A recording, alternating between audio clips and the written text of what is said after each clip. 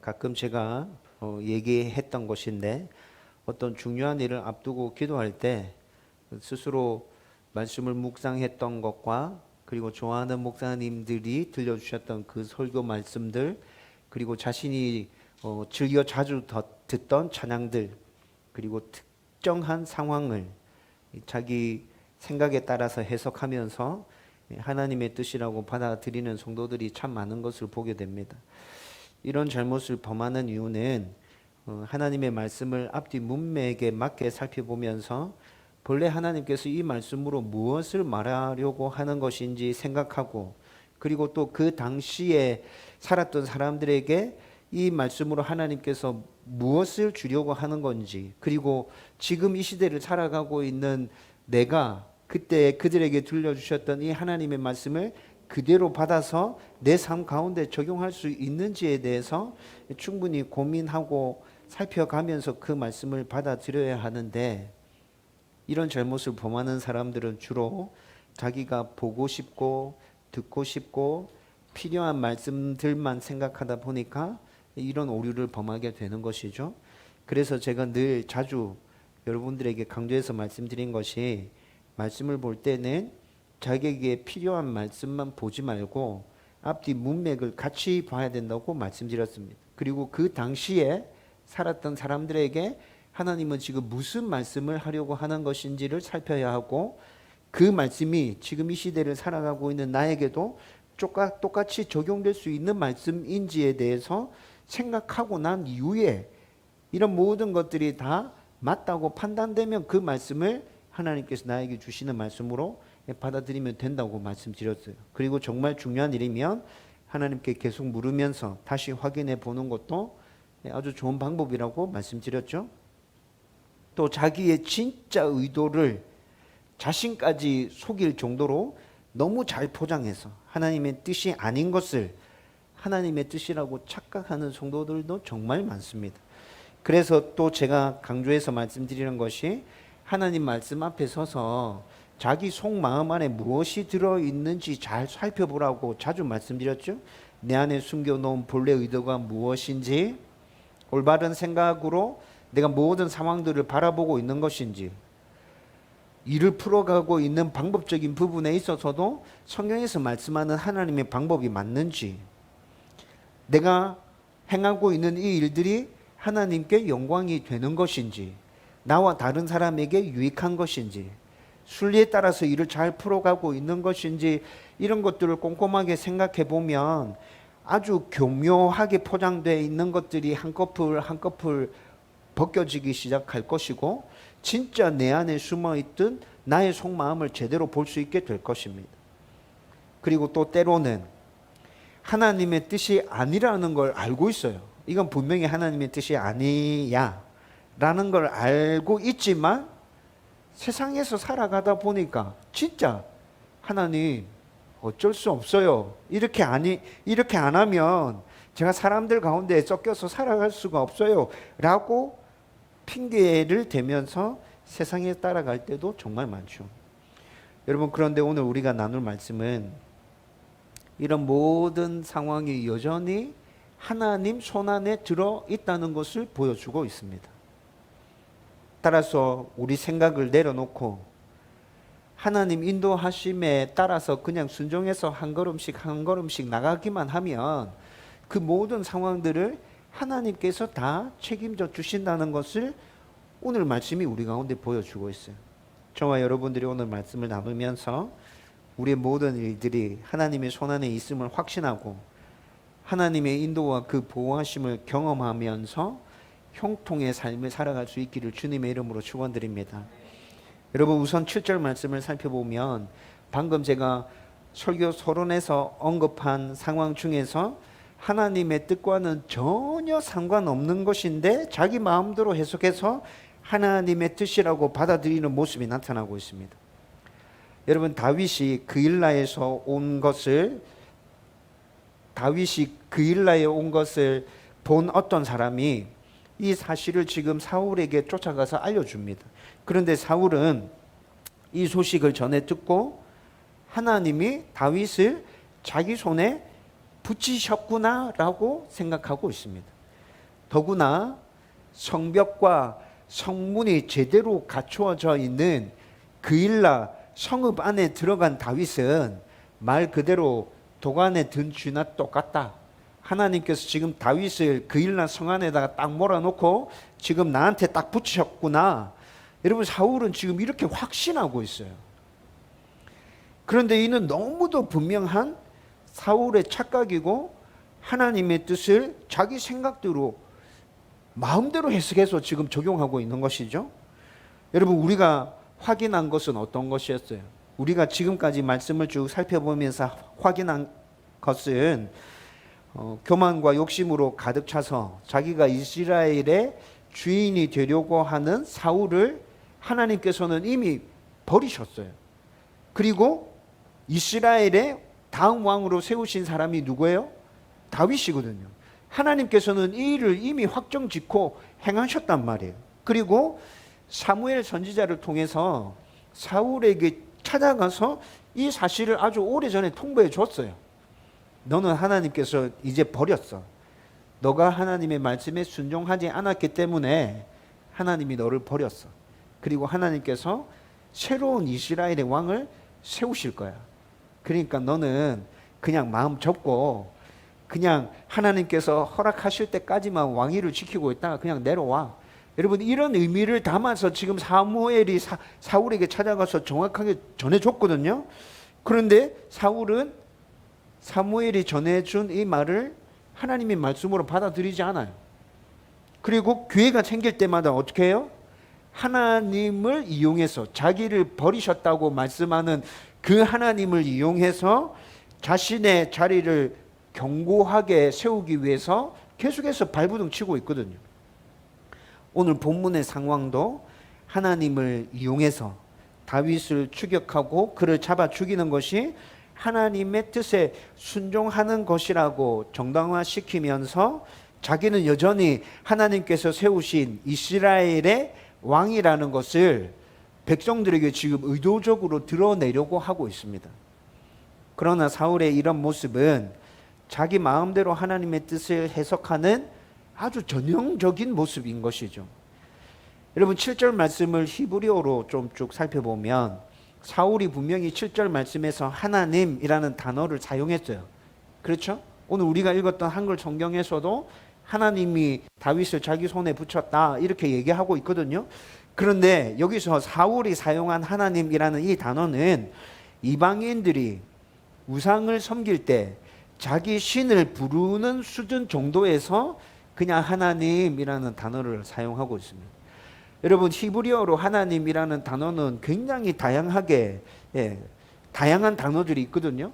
그래서 진짜 우리가 말하는 오직 유일하신 하나님 한 분, 우리가 믿고 순종하고 따르고 예배해야 될 그 하나님 한 분을 칭할 때 사용하는 단어가 있어요. 그리고 그냥 보편적으로 사람들이 자기가 섬기는 우상을 얘기할 때 하나님이라고 사용하는 단어들이 또 있어요. 근데 지금 사울은 어떤 단어를 쓰고 있어요? 보편적으로 쓰는 단어를 사용하고 있는 것이라고.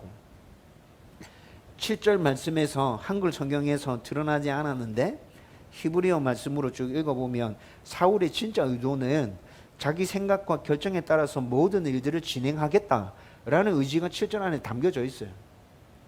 8절 말씀도 히브리어로 쭉 살펴보면 그일라가 블레셋으로부터 공격당했다는 소식을 사울도 분명히 들었을 것이거든요. 다윗보다는 좀 늦기는 했겠지만 그래도 사울도 분명히 이 소식을 들었단 말이에요. 그런데 그때는 수수방관하는 자세를 취했어요. 굉장히 소극적이었죠. 군대를 파견하거나 그일라를 구해야겠다는 생각은 단일도 하지 않는 그런 모습이 사울에게 있었는데 그일라에 다윗이 나타났다는 소식을 딱 듣자마자 사울의 태도가 완전 돌변합니다. 강압적인 명령을 발동해서 군사를 소집합니다. 그리고 즉각 출전하려고 하는 굉장히 긴박한 상황으로 군대를 조직하고 무장해서 지금 출정하려고 하는 모습이 8절 말씀을 히브리어로 쭉 읽어보면 나타나요. 여러분, 이런 모습을 통해서 사울은 이미 이스라엘 백성들에게 있어서는 좋은 왕이 아닌 거예요. 그렇죠? 그의 백성들이 위기에 처했다고 했을 때는 수수방관자적인 태도를 취하다가 자기의 악의로 죽이려고 하는 다윗이 나타났다는 소식을 들었을 때는 그의 모습이 완전 돌변해서 다윗을 죽이고자 하는 마음 가득 차서 굉장히 적극적으로 움직이고 있는 모습이 나타나는 것을 보면, 아, 사울은 이미 이스라엘 백성들에게 있어서 좋은 왕은 아니야. 계속 살펴봤는데 지금 여기서 또 나타나네? 그런 걸 확인할 수 있다는 거죠. 그리고 또 이런 상황들을 자기 마음대로 해석해서 내 자리를 탐하는 악한 다윗을 하나님이 지금 내 손에 붙이신 거야 라고 확신하고 있다는 거예요. 여러분, 진짜 아이러니죠. 그런데 자주 얘기하듯이 성도 중에도 오늘 본문의 사울 같은 모습으로 하나님의 뜻을 자기 마음대로 해석하는 이들이 정말 많다는 것입니다. 자기가 바라고 원하는 것만 딱 생각하면서 하나님의 말씀과 상황들을 모두 자기 마음대로 해석해냅니다. 하나님의 뜻으로 받아들인 그 말씀의 앞뒤 문맥은 살펴보지 않아요. 자기에게 필요한 말씀만 딱 보이면 그거 딱 따와서 그냥 하나님의 뜻이야 라고 생각하면서 모든 일들을 쭉쭉쭉 밀고 가는 성도들. 그때 그 당시에 하나님께서 이스라엘 백성들에게 이런 취지로 말씀하셨던 것인데, 이 말씀이 지금 이 시대를 살아가는 나에게도 똑같이 적용될 수 있는가? 라는 고민의 흔적은 전혀 없어요. 그냥 필요한 말씀만 딱 빼오는 것이죠. 여러분, 이렇게 하나님의 말씀을 분별하고 하나님의 뜻으로 취하는 것은 아주 위험한 말씀의 해석 방법입니다. 여러분, 이게 왜 위험하죠? 이단들이 이렇게 말씀을 해석해요. 여러분, 신천지인들이 거짓말을 모략이라고 얘기하면서 성경에도 거짓말하라고, 복음이 전파되는 것이면 거짓말해도 된다고 그렇게 기록되어져 있어, 이렇게 얘기하거든요. 그런데 그때 신천지인들이 사용하는 그 말씀이 앞뒤 문맥 살펴보지 않고 그냥 지네들이 필요한 말씀만 따서 쓰는 거예요. 여러분, 앞뒤 문맥을 살펴보면 절대 그런 말씀이 아니에요. 신천지인들이 또 짝 비유로 굉장히 설명을 많이 하거든요. 구약 성경을 읽어보면 하나님의 말씀엔 짝이 있다, 이렇게 나오는 말씀이 있어요. 그 말씀을 따와서 봐라, 하나님의 말씀은 짝이 있다고 하잖아. 그러니까 짝 비유로 하나님의 말씀을 푸는 게 맞아, 이렇게 얘기하는데, 여러분, 그것도 앞뒤 문맥을 쭉 살펴서 읽어보면 그게 그 말을 하고 있는 게 아니라고요. 여러분, 이렇게 자기에게 필요한 말씀만 따서 쓰면 이렇게 돼요. 이게 심해지면 결국은 어떻게 된다고요? 이단과 똑같이 돼버린다고요. 여러분, 그런데도 자기 마음대로 하나님의 뜻을 해석하는 이들은 마음 깊은 곳에 감춰져 있는 자기의 진짜 의도가 어떤 것인지 제대로 고민해 보지 않는 것 같아요. 고민해 볼 생각조차도 안 하죠. 바라고 원하는 것을 얻기 위해서 일을 진행하고 처리하는 방식이 하나님의 방식이 맞는가? 성경적인가? 이것도 생각 안 하죠. 그냥 하나님의 뜻이 맞기 때문에 무조건 가면 돼, 이렇게 생각하는 것 같아요. 무리하게 결정한 것은 아닌가? 충분히 내 상황을 정확하게 보고 합리적으로 생각하고 결정한 것이 맞나? 이런 것도 생각 안 하는 것 같아요. 여러분, 하나님의 뜻이 분명하다 하더라도 일을 진행하는 데 있어서는 순리가 있어요. 그렇죠? 먼저 해야 될 일, 늦게 해야 될 일 분명히 있어요. 그래서 하나님께서 우리에게 지혜라는 걸 주신 거죠. 보고 분별해서 내 뜻이 분명히 맞다 하더라도 먼저 해야 될 일부터 차근차근 해가. 여러분, 그런데 순리에 따라서 일을 제대로 풀어가고 있는 것인지 아닌지도 이 사람들은 크게 중요하게 생각 안 하는 것 같아요. 이들이 진짜 중요하게 생각하는 건 뭐예요? 자기의 생각과 맞는 하나님의 말씀. 그게 진짜 하나님께서 나에게 주신 말씀인지 아닌지는 상관없어. 그냥 내 생각과 맞는 말씀이 필요한 거예요. 그것을 붙들고 하나님의 뜻이라 생각하고 자기는 제대로 생각했고 올바르게 판단했고 하나님의 뜻에 순종하고 있는 것이라 말하면서 잘못되었을 때는 모든 책임을 누구한테 돌리는 거죠? 하나님한테 돌려요. 하나님 말씀하셨는데 왜 이렇죠? 지금 뭐가 문제인 거예요? 왜 잘못되었어요? 나는 똑바로 생각했어요. 나는 지금 하나님 말씀대로 순종하기 위해서 지금 발버둥 치고 있는 중이라고요. 하나님 안 보이세요? 하나님 원망하기 시작합니다. 쉽게 낙심하고 좌절하고 결국에는 하나님을 떠나는 사람들도 있습니다. 이렇게 자기 마음대로 하나님의 뜻을 해석하는 잘못을 범하는 성도들이 너무 많은데, 그러면 우리는 이런 잘못을 범하지 않기 위해서 어떻게 해야 될까요? 그래서 제가 계속 반복해서 강조하는 것이 매일 하나님의 말씀과 기도를 붙들고 하나님의 인도하심에 순종하기 위해서 치열하게 몸부림쳐야 한다는 것입니다. 여러분, 하나님이 우리에게 주신 자유의지가 있죠. 생각하고 판단하고 결정해서 실행에 옮기는 자유의지가 있습니다. 그 자유의지를 가지고 우리가 당면하고 있는 현실이 어떤 것인지 우리는 정확하게 분석해내야 합니다. 내가 지금 당면하고 있는 상황이 어떤 거지? 뭐가 문제지? 어떻게 풀어가야 되지? 정확하게 생각해야 된다고요. 그렇게 생각하고 난 다음에 기도하면서 때마다 주시는 하나님의 말씀이 들려온다면 앞뒤 문맥을 살펴가면서 그 말씀이 정확하게 무엇을 얘기하고 있는 건지 우리는 이해하고 깨달아야 합니다. 아, 이 말씀이 이걸 얘기하고 있구나. 이 말씀이 지금 나의 상황 가운데 끌어와서 적용할 수 있는 말씀인지에 대해서도 곰곰이 생각해 봐야 합니다. 그렇게 하고 난 다음에 하나님의 말씀이 맞구나 라고 생각되어졌다면 그 말씀을 붙들고 하나님의 방법에 따라서, 세상의 방법이 아니라 하나님의 방법에 따라서 순리에 맞게끔 먼저 해야 될 일부터 하나하나 차근차근 일을 풀어가야 합니다. 여러분들이 이렇게 여러분들의 삶을 살아가고 있다면 여러분들은 하나님의 인도함을 받는 것이 분명히 맞습니다. 그리고 이렇게 조심스럽게 하나님의 뜻을 분별하고 순종할 때도 우리는 잘못 생각하고 판단할 수 있다는 것도 기억하고 있어야 합니다. 굉장히 발부둥 치고 노력하고 애쓰고 있는데도 분명히 잘못 생각할 때 있어요. 그래서 제가 또 말씀드린 게 뭐죠? 매일 하나님의 말씀과 기도를 붙들어야 한다고 또 강조하는 거예요. 방금 언급한 대로 주의를 기울이고 조심스럽게 하나님의 뜻을 분별하고 진짜 생각을 깊이 해서 결정하고 순종했지만 잘못 생각하고 결정할 때도 있다는 거죠. 그런데 그 이후로 하나님의 말씀과 기도를 붙들지 않으면 어떻게 됩니까?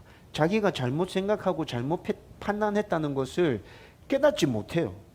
일이 한참 진행되고 난 다음에 다시 돌아가려고 하면 너무 많은 시간과 에너지를 소모해야 되고 또 다시 돌아가는 데 있어서 대가를 지불해야 되는 게 엄청나게 커졌을 때 비로소 내가 잘못 왔구나, 그때 잘못 생각했구나 라는 것을 깨닫게 된다는 것이죠. 여러분, 하나님의 뜻이라 확신하고 일을 진행했기 때문에 계속해서 말씀과 기도를 붙들지 않는 상황에서 뭔가 일을 진행해 가다가 조금 이상한 것 같다는 생각이 들었죠. 근데 그 상황에서 어떻게 생각하냐면 하나님의 뜻에 순종하는 데 있어서 마귀가 방해하는 거일 수도 있겠다는 생각을 가지고 더 세게 밀어붙이거든요. 그래서 그냥 쭉쭉쭉쭉쭉 나가게 돼버린다고요. 그래서 제가 지금 어떻게 하라고 말씀드리는 거예요. 하나님의 뜻을 분명하게 분별하고 그 뜻을 붙들고 순종의 첫 발을 내디뎠다 할지라도 그 이후에 계속해서 말씀과 기도를 붙들고 더 치열하게 몸부림치고 또 확인하고 확인해 가면서 하나님의 뜻에 순종하기 위해서 한 걸음씩 나가라고 말씀드리고 있는 거예요.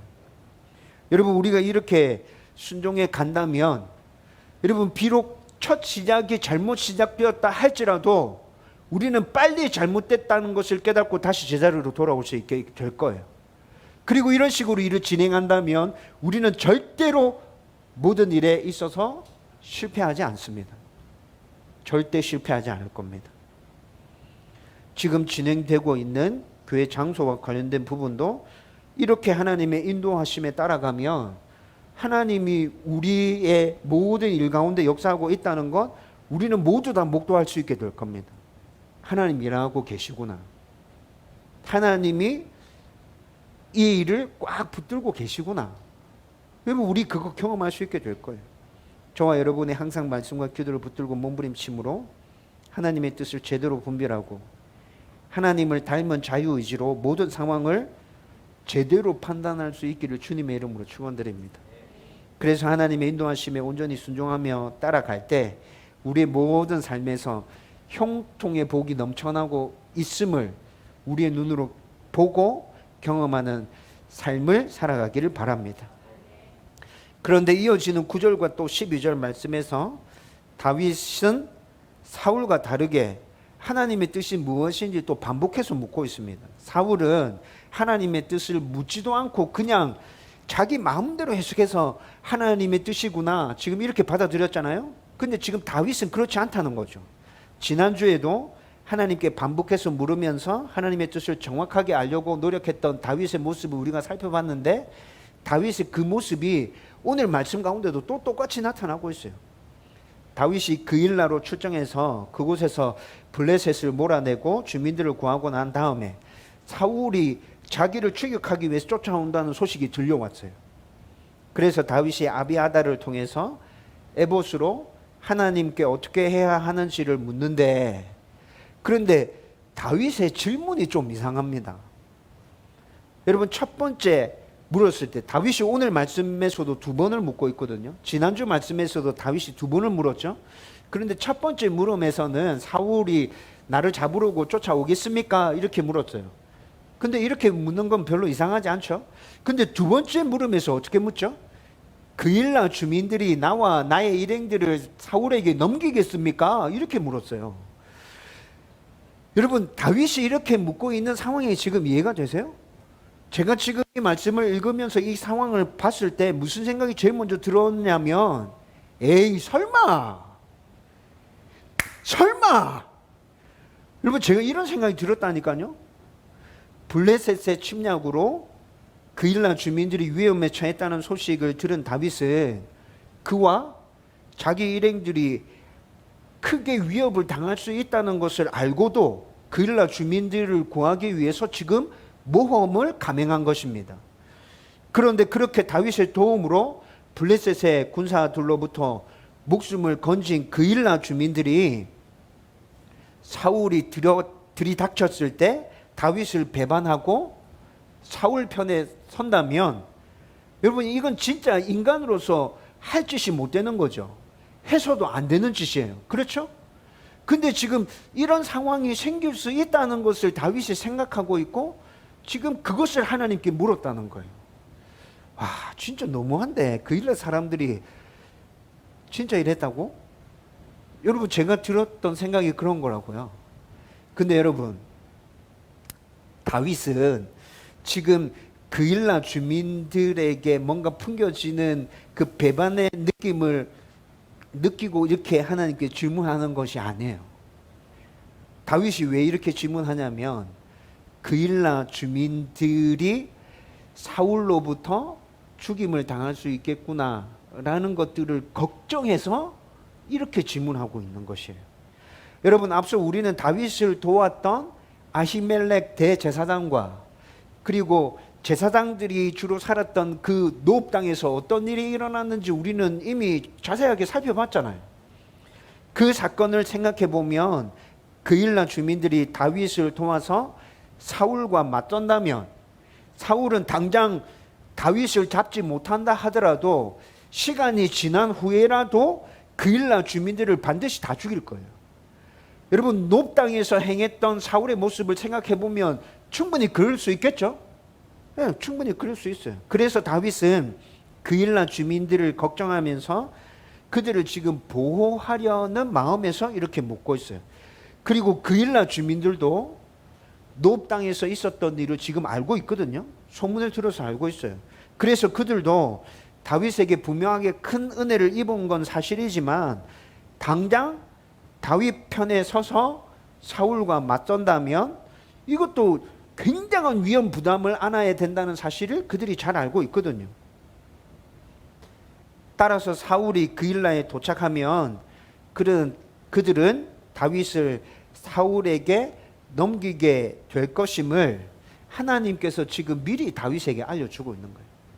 혹시라도 그럴 수 있는 상황이 생길까 싶어서 다윗이 물었는데 하나님께서 맞다. 그일란 주민이 그렇게 할 거야 라고 답해 주셨다는 것이죠. 그리고 다윗이 이렇게 물었던 속마음에 있었던 진짜 이유는 그일란 주민을 사울로부터 보호하려고는 생각을 가지고 이렇게 물었다는 거예요.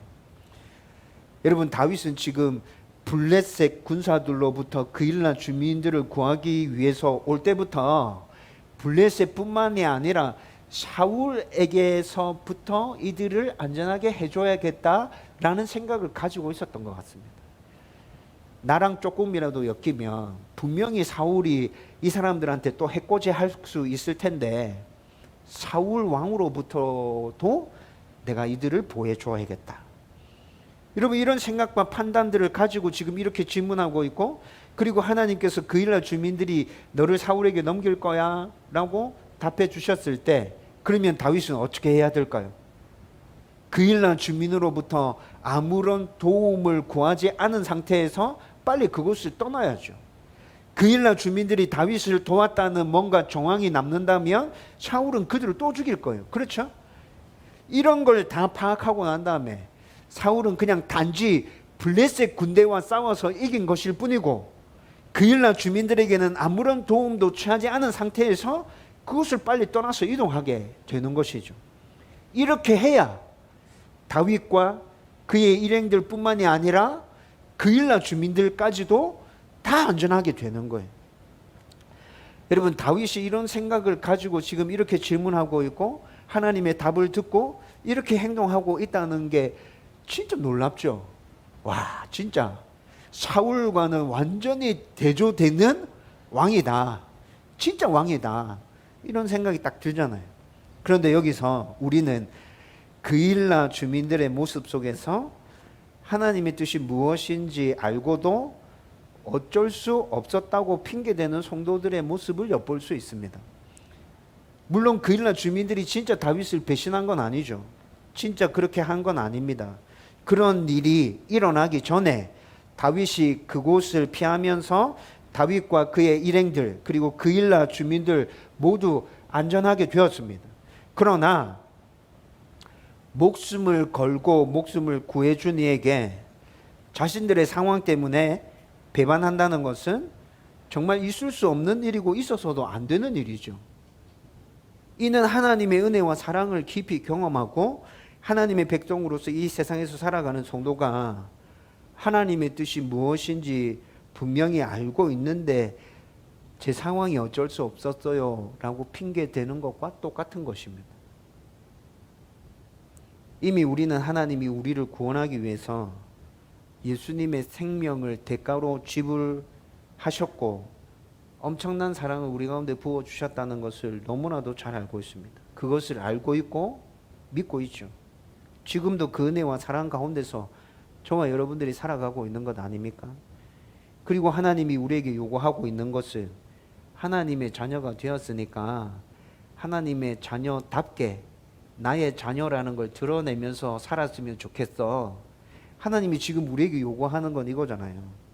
그런데 이런 놀라운 은혜와 사랑을 덧입은 우리는 하나님이 얼마나 우리를 사랑하시는지, 얼마나 엄청난 은혜를 베풀어 주셨는지, 하나님의 뜻이 무엇인지 잘 안다고 말하면서 그런데 지금 저의 상황이 그렇게 할 수가 없어요 라고 핑계를 대고 있다는 것입니다. 그러면서 주일날 교회 와서 뭐라 얘기하죠? 하나님은 우리의 좋으신 아버지이십니다. 전지전능하신 분이십니다. 위대하신 분이십니다. 찬양받고 예배받기에 합당하신 분이십니다 라고 말하면서 그렇게 예배드리고 있다는 거예요. 근데 실제 삶의 모습에서는 그런 모습이 나타나요? 전혀 안 나타나요. 우리가 하나님이 어떤 분이라는 것을 잘 알고 믿고 있다면, 하나님이 우리에게 어떤 은혜와 사랑을 베풀어 주셨는지 잘 알고 믿고 있다면, 그분의 뜻이 무엇인지 잘 알고 있다면 우리는 무조건 그분의 뜻에 순종해야 합니다. 그러면 하나님은 우리의 삶을 전적으로 책임져 주실 것입니다. 저와 여러분들이 이런 믿음으로 하나님의 뜻을 이루기 위해서 너무 급하게 서둘러서 갈 생각하지 말고 그냥 한 걸음씩 한 걸음씩 이렇게 나아가자고요. 그렇게 되기를 주님의 이름으로 축원드립니다. 이렇게 그 일날을 떠난 다윗은 13절과 14절 말씀을 보면 본격적인 광야의 나그네 도망자 생활이 시작됩니다. 그런데 22장 2절에서 다윗에게 몰려온 사람 장정들이 대략 400명 가량이었다고 말하고 있었는데 오늘 본문에서는 600명 가량이라고 말하고 있어요. 여러분 지금 굉장히 짧은 시간에 다윗에게 합류한 사람들이 많아졌다는 거예요. 400명과 600명은 장정들 숫자만 센 거라 그랬죠. 네. 여러분 지금 짧은 시간 안에 다윗의 상황이 어때요? 지금 다윗의 상황이 굉장히 좋아요? 아니요, 좋지 않아요. 다윗에게 몰려가면 지금 사울에게 추격당한다는 걸 알고 있어요. 이 사람들이 모르고 간 게 아니라고요. 죽을 수 있다는 것도 알아요. 그런데 지금 끊임없이 다윗에게는 계속 사람들이 몰려와요. 짧은 시간 안에 이렇게 많은 사람들이 주위에 모여드는 거예요. 그리고 더 놀라운 건 뭔지 아세요? 이렇게 다윗 주위에 사람들이 몰려들고 있다는 것만 해도 진짜 놀라운데 더 놀라운 건 사울이 아무리 다윗을 죽이기 위해 쫓아다녀도 하나님이 다윗을 절대로 사울의 손에 넘기지 않는다는 것입니다. 이미 사울은 다윗을 죽이기 위해서 수많은 시도를 했습니다. 18장에서 다윗이 수금을 타고 있을 때 사울에게 악령이 임해서 처음으로 창을 던지면서 죽이려고 했죠. 그게 18장이었어요. 그리고 난 다음에 그 위기를 모면했을 때 18장 뒤에 가보면 자기 딸을 다윗에게 주겠다는 미끼로 블레셋 사람들을 통해서 다윗을 죽이려고 시도했던 모습도 우리는 확인했었습니다. 또 19장에서는 다윗이 수금 타고 있을 때 이번에는 단창으로 그를 죽이려고 했었고요.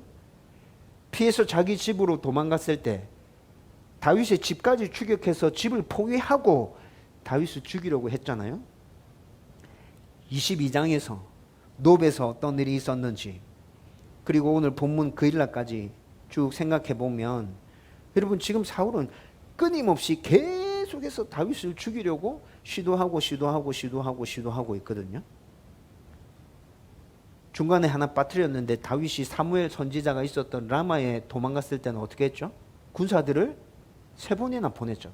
3번이나 보냈어요. 그런데 다 실패했어요. 여러분 사울은 지금 다윗을 죽이려는 생각을 포기하지 않아요. 끈질기게 따라 붙을 거예요. 그래서 다윗도 13절에 보면 그 일날을 떠나서 갈 수 있는 곳으로 갔더니 이렇게 말합니다. 갈 수 있는 곳으로 갔더니 이 말이 한 곳에 옮겨가서 그곳에서 정착하고 살았다는 말이 아니에요. 사울을 피해서 정처 없이 이곳저곳을 도망 다녔다는 것을 말해주고 있는 거예요. 그리고 14절에 가보면 진짜 이렇게 정처 없이 떠돌아다녔다는 것이 지명을 통해서 나타나요. 광야의 요새, 십광야, 산골 등을 언급하면서 매일 쫓아오는 사울을 피해서 매일 도망자의 삶을 살았다는 것을 보여주고 있죠. 그런데 중요한 건 뭐예요? 중요한 것은 오늘 본문을 통해서도 지금까지 쭉 살펴봤던 것처럼 하나님이 다윗을 사울의 손에 절대로 넘기지 않았다는 것입니다. 다윗을 사울의 손에 넘기지 않았을 뿐만이 아니라 다윗 곁에 더 많은 사람들을 붙여주시고 또 여전히 도망자로서 이곳저곳을 떠돌아다니면서 그렇게 살아가고 있지만 안전하게 지켜주심으로 인해서 하나님의 손이 다윗을 붙들고 있다는 것을 모든 사람들에게 지금 보여주고 있다는 것입니다. 얘 아무도 못 건드려. 왕이라 하더라도 얘를 죽인다고 쫓아와? 한번 해봐. 얘 못 건드려. 얘 내가 붙들고 있어. 여러분 하나님께서 지금 이걸 보여주고 있다는 것이죠. 우리가 보기에는 이 세상을 움직이는 이들은 정치인과 권력자와 재벌들처럼 보입니다.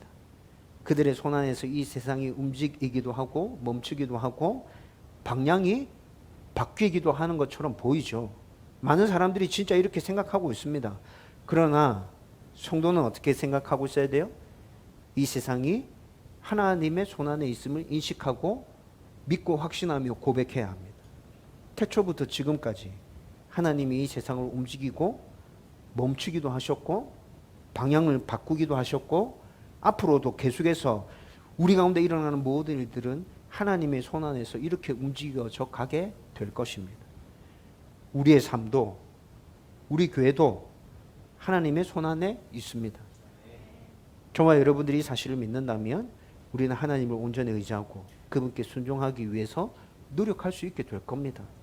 우리에게 하나님을 온전히 신뢰하고 따르는 모습이 넘쳐나기를 주님의 이름으로 축원드립니다. 이제 말씀을 정리하려고 합니다. 다시 말씀드리는데 이 세상 모든 만물은 하나님의 손 안에 있습니다. 하나님이 주인이시고 하나님이 왕이십니다. 지금도 선하게 이 세상 만물을 다스리고 통치하고 계십니다. 저와 여러분들이 이 하나님의 손에 붙들려 있으면 어떤 상황 속에 있든지 어떤 문제를 만났든지 다 괜찮습니다. 다 괜찮습니다. 제가 늘 강조하듯이 말씀과 기도를 붙들고 몸부림치며 하나님의 인도하심에 순종하며 따라가기만 하면 모든 일들이 형통하게 잘 풀어질 것입니다. 이 사실을 가슴에 새기고 말씀과 기도를 붙들고 하나님의 인도하심에 순종하며 따르기 위해 더 몸부림치는 저와 여러분들 되기를 주님의 이름으로 축원드립니다.